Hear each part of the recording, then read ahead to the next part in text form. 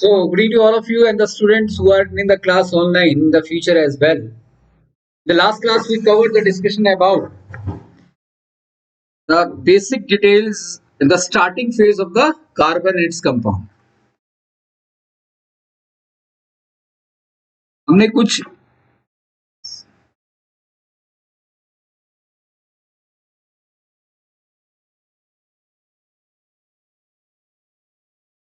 important details को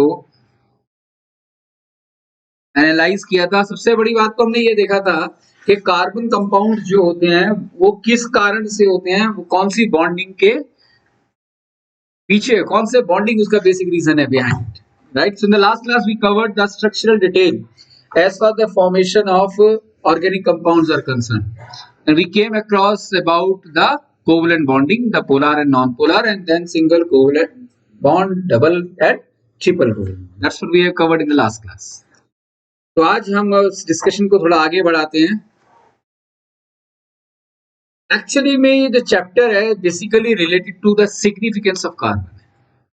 मैंने आपको लास्ट क्लास के अंदर ही बताया था कि जहां तक कार्बन का सवाल है कि what is carbon, carbon is a non metal, right? Carbon is a non metal and it's one of the lightest metal, non metal, sorry, it's a light non metal, बहुत हल्का है बेचारा। 6 तो उसका एटॉमिक नंबर है, 2 4 इसका electronic configuration है।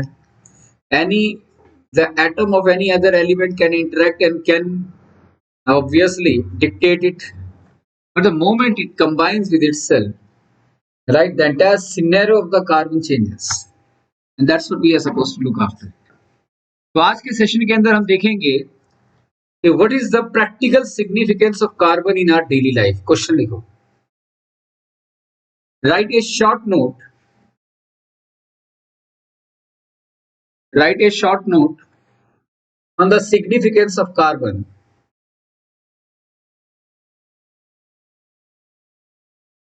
Significance of carbon in our daily life. ये क्वेश्चन जितना सिंपल है उतना ही इंपॉर्टेंट है।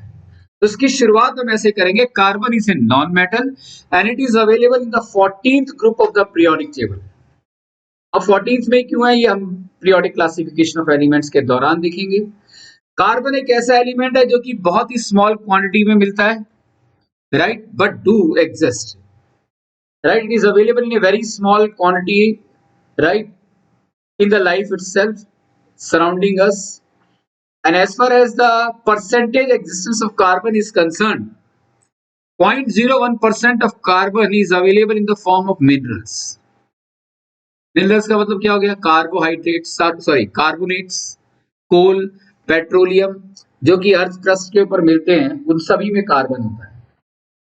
तो कार्बन चूंकि कम अमाउंट में है लेकिन ऑलमोस्ट हर जगह है, तो हम ऐसा कह सकते हैं कि 0.02% of the carbon is available in the form of minerals, carbonates, coal and petroleum. Then 0.03% is available in the form of carbon dioxide in the atmosphere itself, right? तो जो एटमॉस्फेयर में कार्बन डाइऑक्साइड है उसमें भी carbon है, obviously वो carbon is the main ingredient into it. और percentage उसकी जो है अप्रॉक्सीमेटली 0.03% है, राइट? और कहाँ कहाँ मिलता है कार्बन? फूड में मिलता है। फूड में कहाँ? पल्सेस में है, शुगर के अंदर है, टी में है, कॉफी में है, फ्रूट्स में है, वेजिटेबल्स में है, सभी में कार्बन है, right? And apart from that fuels, कौन कौन से फ्यूल? वुड में है, कोल में है, केरोसिन में है, एलपीजी में है, सीएनजी में है, पेट्रोल में है, डीजल में है, हर जगह कार्बन है। और फिर भी हम कह रहे हैं कि कार्बन बहुत कम अमाउंट में है, right? Yes, carbon come amount में as compared to the rest of the elements, but its presence is available all over. हाँ, एक चीज तो रह गई, it is also available in the paper, rubber, plastic, leather, dyes, right, and drugs, right? Drugs का मतलब drugs की बात नहीं कर रहा हूँ, ड्रग्स का मतलब मेडिसिन की बात कर रहा हूँ, ठीक है ना? More than 90% medicines are having the presence of carbon in themselves, right? तो ये जो मैंने कहा है इसको कुछ पॉइंट्स फॉर्म में लिखना है। ये क्वेश्चन जितना आसान है उतना डेंजरस है। डेंजरस क्यों है? क्योंकि ये थ्योरेटिकल क्वेश्चन है। 3 मार्क्स का अगर आ गया या 5 मार्क्स का आ गया तो you need to write at least 8 points. आप उसको ना फीचर पॉइंट्स में 8 पॉइंट्स में, अगर 5 मार्क्स का क्वेश्चन है तो 8 पॉइंट्स में आंसर देना, 3 मार्क्स का है तो 5 पॉइंट्स में आंसर देना। ये पूरा पैराग्राफ मत लिख देना, क्योंकि पूरा पैराग्राफ लिखोगे तो टीचर को पूरा पढ़ना पड़ेगा उसे, and it waste is time. और कोई भी टीचर आंसर शीट चेक करते समय अपनी स्पीड को रिटार्ड करना नहीं चाहता।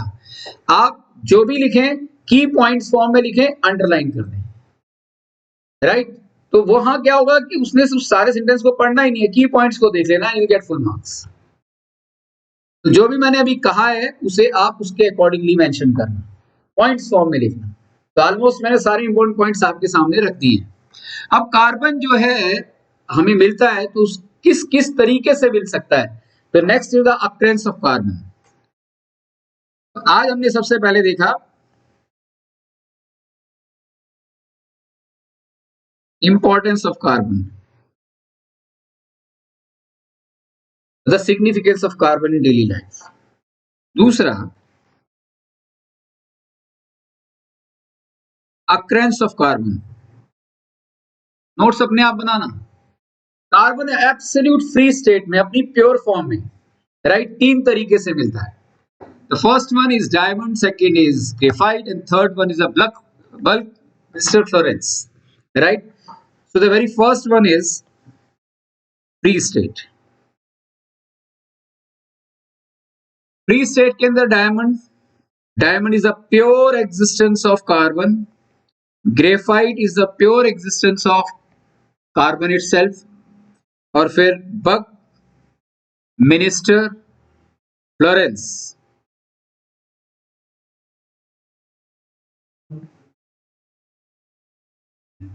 नाम अलग अलग हो सकता, अभी मैं बता रहा हूँ ना, अभी मुझे सुनो ध्यान से।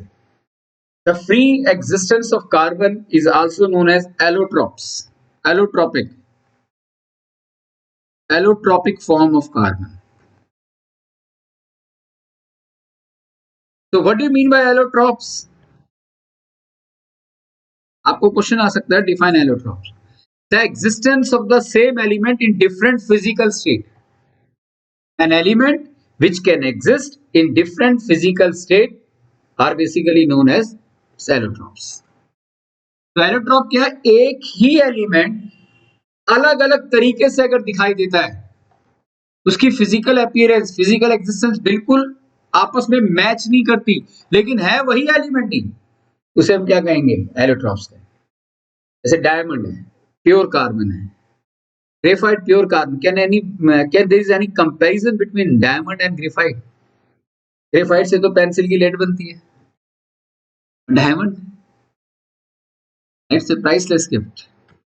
It depends upon the quality of the brilliance of the extraordinary brilliance of the diamond. करोड़ों अरबों का भी है, राइट, और कुछ हजारों का भी है डायमंड, और ग्रेफाइट तो कुछ रुपयों में भी आ जाता है दोनों में ही कार्बन, लेकिन इनकी एग्जिस्टेंस में, इनकी प्रॉपर्टीज में और इनकी क्वालिटीज में जमीन आसमान का अंतर है। तो आज हम इसको देखेंगे कि डायमंड क्या है, डायमंड दिखता कैसे है, डायमंड की प्रॉपर्टीज क्या है और डायमंड के यूजेस क्या है। Same with the graphite also, and the last one, इसके ऊपर तो अभी भी रिसर्च चल रही है। दूसरी, अगर हम बात करें फ्री एग्जिस्टेंस के केस के, फ्री एग्जिस्टेंस के बाद कंबाइंड स्टेट। कंबाइंड स्टेट में कार्बन डाइऑक्साइड की फॉर्म में, कार्बोनेट्स की फॉर्म में, कार्बोनेट्स में लाइमस्टोन, मार्बल, चॉक, सब में कार्बन है। Fossil fuels, coal, petroleum and natural gases. Then organic compounds, carbohydrates, fats, proteins etcetera, सब में कार्बन है। वुड, कॉटन एंड वूल, इसमें भी कार्बन है। पॉलीमर्स में भी कार्बन है। प्लास्टिक कहते हैं ना कि can never be die, right? इस अर्थ पर अगर कोई खत्म नहीं हो सकता वो प्लास्टिक है।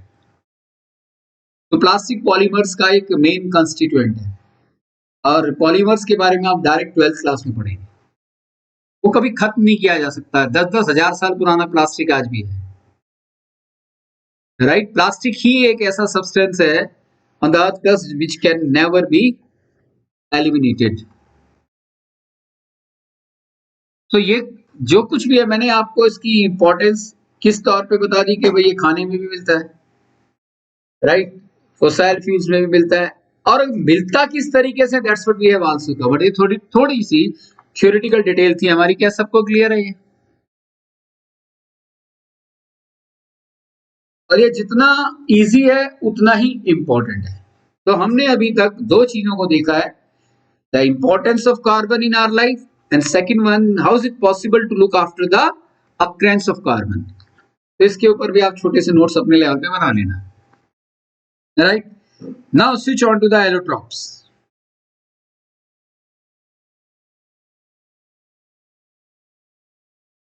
एलोट्रॉप्स ऑफ कार्बन में सबसे पहले आता है डायमंड।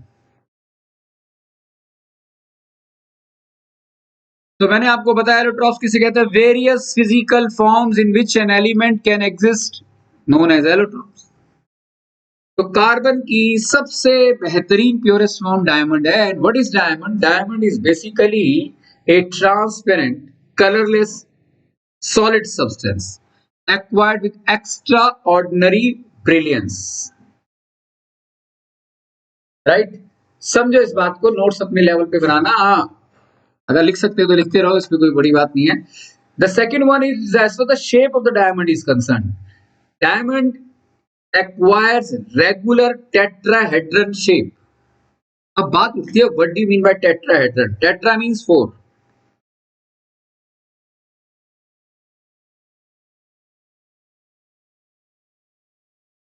कार्बन को हम कहते हैं carbon is tetravalent. Tetravalence mean the valency of the carbon is 4।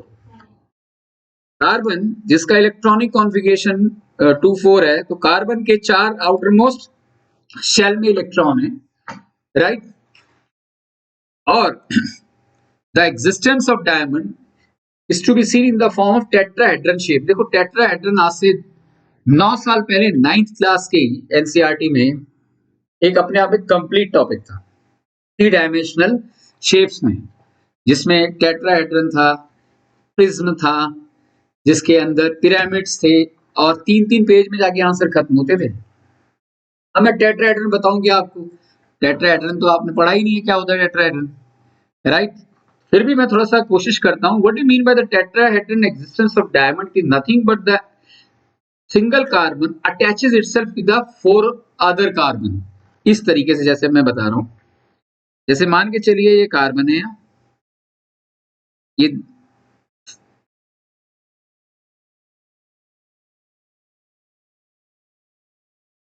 तो this is a central carbon, इसके एक इलेक्ट्रॉन इस कार्बन के साथ डायरेक्टली कनेक्टेड है,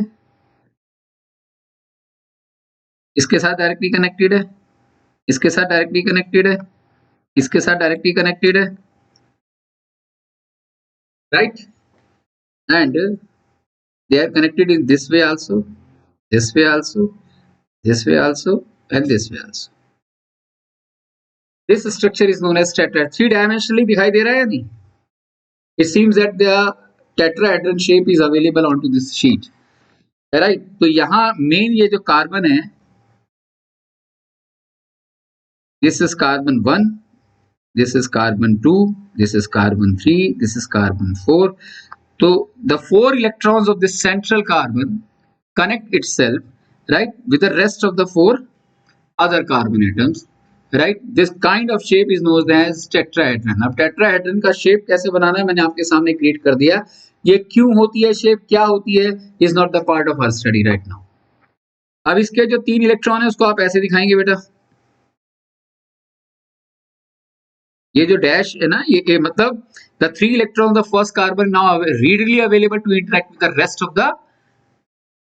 the 3 carbon, right। यहाँ पर लाइन है वो बाकी ये, हाँ वो ये ready to connect with the other carbons, यानी का मतलब ये।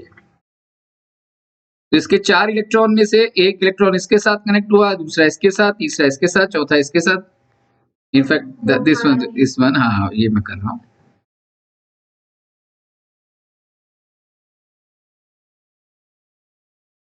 राइट। तो this kind of structure is known as tetrahedron structure.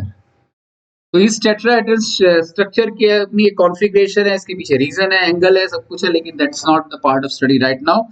तो यहाँ हम कह सकते हैं the diamond is available in the form of tetrahedron structure where the each carbon atom of the diamond connect itself with the rest of the four with the help of a single covalent bond. Right? So this bond, the existence of these bonds is a very, very strong, due to which the boiling point, अगर हम carbon को burn करने की कोशिश करें तो it immediately evaporates or it takes time. The melting point और boiling point की अगर हम बात करते हैं, खासकर boiling point की अगर हम डायमंड की बात करते हैं, तो it is 3500 degrees Celsius. 3500 degrees Celsius, even more than a strong metal. जबकि ये तो नॉन मेटल है, राइट? इस टेम्परेचर आते ही the entire diamond evaporates in the form of pure carbon dioxide. किसी भी डायमंड को अगर 3500 डिग्री सेल्सियस के टेम्परेचर पर हम अगर लेकर जाएं तो कंप्लीटली वैनिश हो जाएगा इन the form of carbon dioxide. बिल्कुल. और वो प्योरेस्ट फॉर्म ऑफ क्या होगी? It's extremely heavy, sorry, it's heavy, very strong and hard. Obviously, it does not conduct electricity because there is no availability of free electron. अरे जो चार, हर carbon के साथ जो चार इलेक्ट्रॉन है वो rest of the four carbon के साथ इन द फॉर्म टेट्राहेड्रल स्ट्रक्चर के अंदर ऑब्वियसली कनेक्टेड है, राइट और नॉट? मैंने ये बता ही दिया आपको कि solid transparent having an extraordinary brilliance. It burns, it gives carbon dioxide at a temperature of 3500 degree Celsius. ये कुछ साइलेंट फीचर हैं रिलेटेड टू डायमंड. आराम से बता रहा हूँ, थ्योरी है, राइट? सो दैट कि आप अभी इसी बात को समझ लें, घर जाकर अपनी लैंग्वेज में अपने नोट्स लिख सकते हैं. की पॉइंट्स आप चाहे तो मेंशन कर लेना. क्लियर हो गया? अब बात उठती है कि ये जो डायमंड है कहाँ का यूज होता है. Diamond is being used in the glass cutters. Glass को काटने के काम आता है. It's also being used for the rock drilling. It is being used as a rock drilling equipment. अगर किसी बड़ी से बड़ी चट्टान के अंदर अगर हमें छेद करना है, ड्रिल करना है, तो वहां भी डायमंड का यूज होता है, राइट बेटा? Also being used for the making of jewellery. और क्या हो सकता है? शार्पन डायमंड जो होता है, बहुत ही शार्प डायमंड जो होता है, ये आई सर्जन यूज करते हैं for the rectification of cataract, right? जो आई सर्जन हैं वो कैटरेक्ट के ऑपरेशन के दौरान शार्पन डायमंड का यूज करते हैं.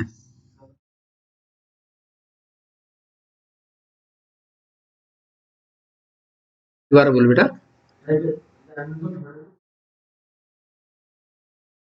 नहीं, डायमंड की अलग अलग शेप, अलग अलग टाइप्स भी तो है ना बेटा डायमंड में. हेवी डायमंड है जिसकी मैं बात कर रहा हूँ. रॉक ड्रिलर के लिए तो कितना स्ट्रॉन्ग डायमंड होगा, सोच के देखो आप.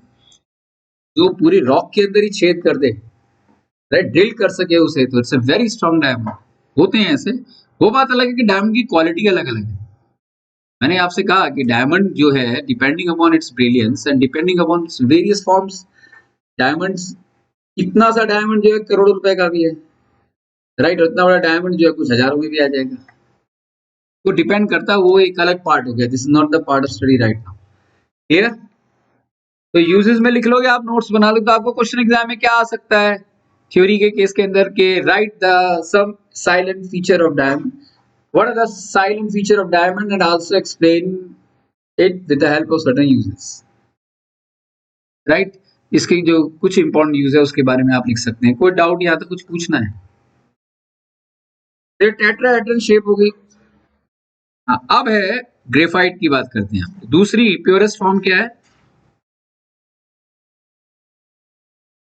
Graphite. Graphite is generally available. The existence of carbon in graphite form is in the form of the flat hexagonal rings. इस तरीके से होता है कुछ.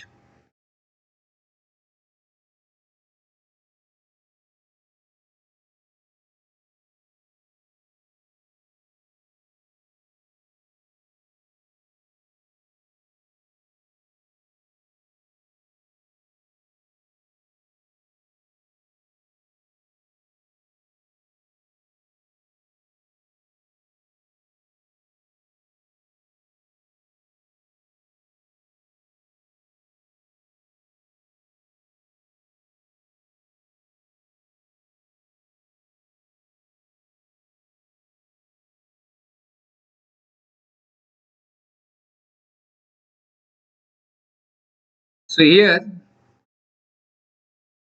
1, 2, 3, 4, 5, 6. The arrangement of carbon takes place in the form of hexagonal ring, and the arrangement is available in the form of hexagonal rings in such a way that these rings can slide over one another. There is an existence of a weak van der Waals force of attraction. Weak van der Waals force of attraction amongst these hexagonal rings. So the graphite form of carbon is generally seen in the form of flat hexagonal rings where they are arranged in such a way that they can slide over one another, as these rings are having certain amount of space amongst themselves with the existence of very low amount of force of attraction seen in the form of weak van der Waals force of attraction. Van der Waals, the name of the scientist जिसके आधार के ऊपर ये force का नाम दिया गया है, और इसकी डिटेल आप थोड़ा हायर क्लास के अंदर देखेंगे कि ये van der Waals फोर्स किसे कहते हैं. It's a kind of force of attraction, negligible force of attraction amongst these rings, and hence these rings can slide onto one another. Force of attraction. हाँ, ये ग्रेफाइट देखो, ये इस समय यहाँ एक्सप्लेन नहीं कर सकता मैं. ऐसे सपोज ये एक हेक्सागोनल रिंग है, ये दूसरे हेक्सागोनल रिंग्स हैं, इनके बीच में स्पेस भी है और अट्रैक्शन भी है, राइट. तो वो थोड़ा सा भी फोर्स बाहर से अगर लगती है इन the form of change in temperature, pressure, humidity etcetera, so they can move like that. This is the meaning of slide, right? So here each carbon is attached with the 3 electrons of the other carbons. तो एक electron इसके अंदर हमेशा free रहता है, due to which graphite can conduct electricity.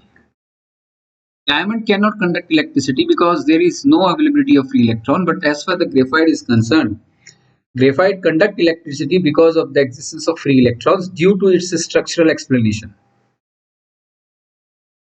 ये greyish black opaque substance है, right बेटा? हाँ बेटा,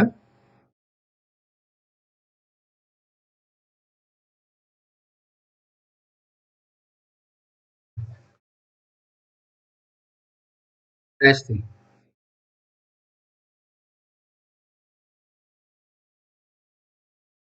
नहीं, ऐसा कुछ नहीं है बेटा. हाँ हाँ, बिल्कुल बिल्कुल. और ना जनरली ये जो है ना, मोर देन 90% चांस है कि ये जो अटैचमेंट है इन the form of hexagonal rings दिखता है, और 100% भी नहीं है, थोड़ा जो है एब्स्ट्रैक्ट शेप भी आ जाती है कई बार. तो डिपेंड करता है क्वालिटी ऑफ ग्रेफाइट के ऊपर. ग्रेफाइट में भी कई डिफरेंट क्लास ऑफ क्वालिटीज हैं. कई बार तो ये किसके काम, इलेक्ट्रोड्स बनाने के काम आता है, पेंसिल लेड बनाने के काम आता है. तो अब मैं इसके यूजेस बता रहा हूँ. The powdered form of the graphite is generally regarded to be as a lubricant, an excellent lubricant for fast moving parts of heavy machinery. In factories में, राइट, जिस इंडस्ट्रीज के अंदर बहुत बड़ी बड़ी मशीनरीज होती हैं, जिसके अंदर लुब्रिकेशन 2 ही तरीके से हो सकता है. सेमी सॉलिड बेस से हो सकता है, विस्कस सब्सटेंस से हो सकता है. तो ग्रेफाइट चूंकि चीपली अवेलेबल है, सस्ता है, और लुब्रिकेशन करने में one of the best substance है, तो उसे पाउडर फॉर्म में कन्वर्ट किया जाता है और interior core region of the heavy machinery parts में से डाल दिया जाता है, right, for imparting the lubrication to the complicated inner core region of the heavy machinery, right. So being non volatile, ये वोलेटाइल नहीं है, राइट. It is used as a lubricant for machinery parts at high temperature as well. जल्दी से ये vapours में convert नहीं होता, इसलिए ऐसी मशीन में भी हम यूज कर सकते हैं जो कि हाई टेम्परेचर पर काम करती है. Graphites are excellent substances for the making of carbon electrodes in dry cells or electronic arches. It's also being used for making the pencil leads and black paints, right बेटे?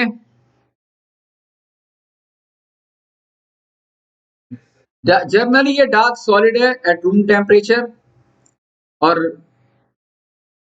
अगर हम देखें तो greyish opaque substance में भी है, लेकिन depend करता है कई बार कि क्वालिटी अगर बहुत इंफीरियर है तो ये डार्क ब्लैक में भी दिखता है। आपने पेंसिल लेड देखी होगी, वो जनरली ब्लैक जो होती है, एचबी की बात कर रहा था ना मैं, एचबी एच और 2H पेंसिल, तो they are nothing but they are basically the different class of the graphite itself.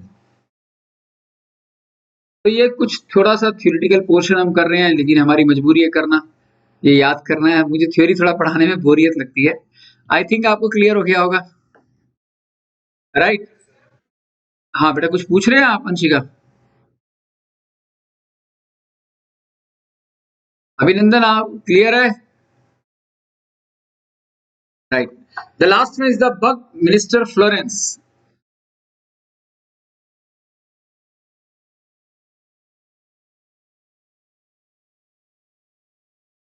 नहीं नहीं, उसको 1200 डिग्री पे भी रख दो, कुछ नहीं होगा डायम को। 3000 पे भी कुछ नहीं होगा। 3500 डिग्री सेल्सियस तक का टेम्परेचर देना होगा, तब वो इवापोरेट होगा।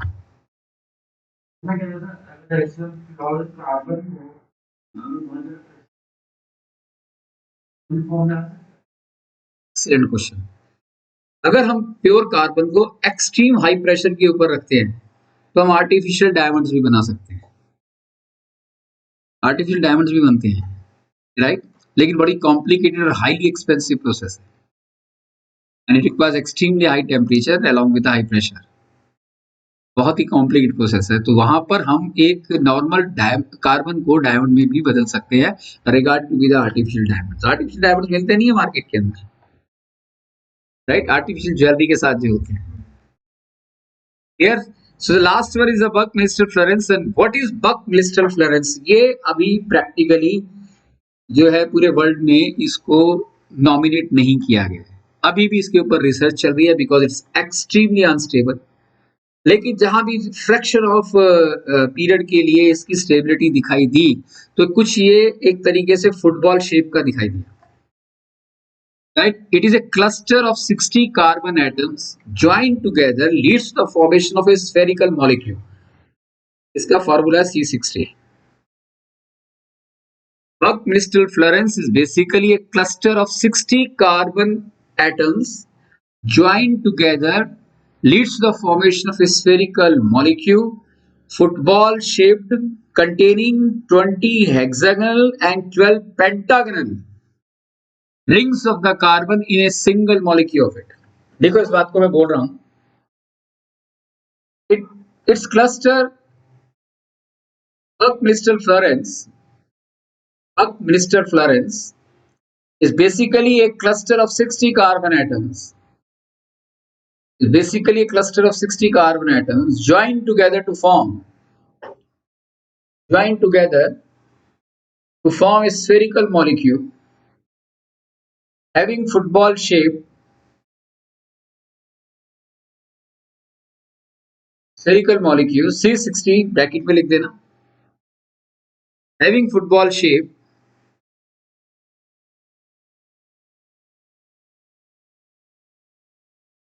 made up of 20 hexagon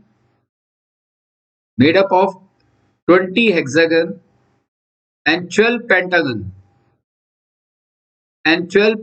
of carbon, 20 hexagon and 12 pentagon of carbon in one molecule of it।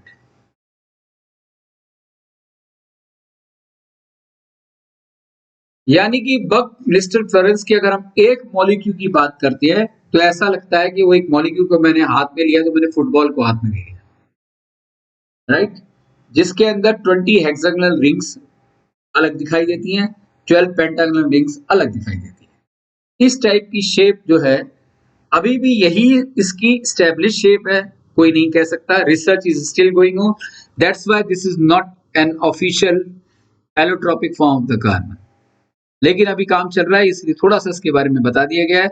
और देखा जाए तो ये बहुत ही डार्क सॉलिड है, राइट, और हाईली अनस्टेबल है। अनस्टेबल क्योंकि ढूंढ अभी इसके ऊपर रिसर्च चल रही है, राइट? साबित नहीं हुआ, अभी तक काम चल रहा है। ये इसकी यही शेप होगी या नहीं होगी, इसके ऊपर अभी भी काम चल रहा है। राइट, लेकिन जो थोड़ा बहुत ट्रेसेस दिखा वो इस फुटबॉल की शेप में दिखा, राइट। बार बार इसकी कॉन्फ़िगरेशन में चेंज आ रहा है, स्टेबल है नहीं। जो चीज स्टेबल ही नहीं है तो उसको कैसे हम एक तरीके से नॉमिनेट करते हैं, ऑफिशियली डिक्लेयर करते हैं। क्या ये बात क्लियर होगी बेटा? है बेटा जी? ये यूज नहीं अभी तो, this just like a god particle. अभी इसके ऊपर है बेटा, नेचुरल कार्बन की फॉर्म है, राइट। क्वाइट ऑब्वियस, एलोट्रॉप का मतलब ही नेचुरल एग्जिस्टेंस है। हाँ यूज होगा, जो अभी तक स्टैब्लिश ही नहीं है अपने आप में, जो अपनी शेप में ही नहीं है, उसके यूज की क्या बात करेंगे? जो अभी हाथ में नहीं आया उस चीज को कैसे देखेंगे, राइट। आई होप ये बात समझ आ गई होगी आपको। तो ये तो थी कुछ हमारी important details as far as अभी तक हमने किया क्या है कि भाई कार्बन क्या है, कार्बन की कैसे एग्जिस्ट करता है, और कार्बन की किस किस तरीके की शेप हो सकती है, और उन सभी शेपों की फीचर्स क्या और यूजेस क्या है, राइट। इजी थ्योरेटिकल पार्ट है लेकिन एक्सट्रीमली इंपॉर्टेंट है, क्योंकि आपका अब सब्जेक्टिव पेपर आना है, तो मोर देन 90% चांस है कि जो अभी तक डिस्कस किया है उसमें से एक क्वेश्चन आएगा, राइट। लगभग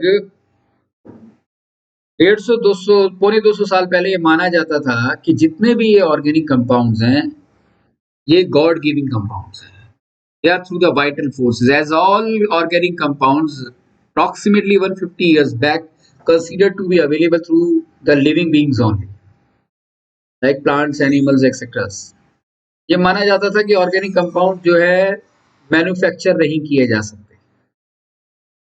ये लिविंग बीइंग्स में मिलते हैं, यानी कि वाइटल फोर्स के थ्रू मिलते हैं। तो vital theory of organic compounds को स्टैब्लिश किया गया उस दौरान, राइट। तब वॉलमक करके फ्रेडरिक वॉलर एक साइंटिस्ट हुए हैं, उन्होंने इस बात को गलत साबित कर दिया, और उन्होंने एक बहुत ही इंपॉर्टेंट ऑर्गेनिक कंपाउंड की मैन्युफैक्चरिंग की, इसका नाम था urea, with the chemical formula as NH2, sorry, with the chemical formula as CO NH22। ये जो यूरिया है ये एक इनऑर्गेनिक कंपाउंड के थ्रू बना है। This is an inorganic compound, ammonium cyanate. तो Frederick Wohler was the scientist who actually failed the vital theory of organic compounds, and he created urea with the help of an inorganic compound known as ammonium cyanate। और यहां से शुरुआत हुई कि it is very much possible to synthesise carbon compounds, right, man made carbon compounds. देखा जाए तो carbon compounds में तो कार्बोनेट्स भी आ गए, कार्बन डाइऑक्साइड आ गया, कार्बन हाइड्रोजन कार्बोनेट्स आ गए, लेकिन as far as these compounds are concern, their physical and chemical properties had nothing to do with the actual physical and chemical properties of the real organic compounds. So they are not considered to be organic compounds. The branch of chemistry that deals with the study of carbon and compounds in terms of their derivatives as well known as organic chemistry. And that's what we will study from the next class. Right? Hydrocarbon क्या है अगली class से हम देखेंगे। तो आज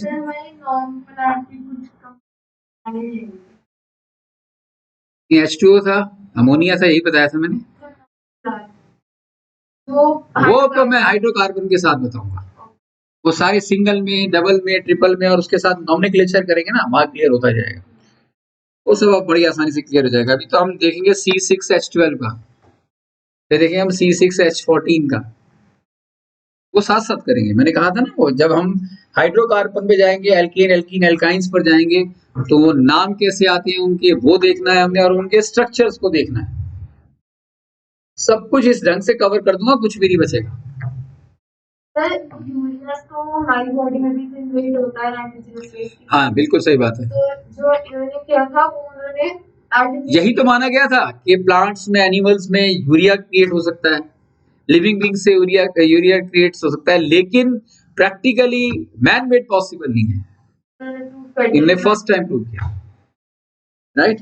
तो he actually his theory and his entire experiments failed the vital theory of organic compounds.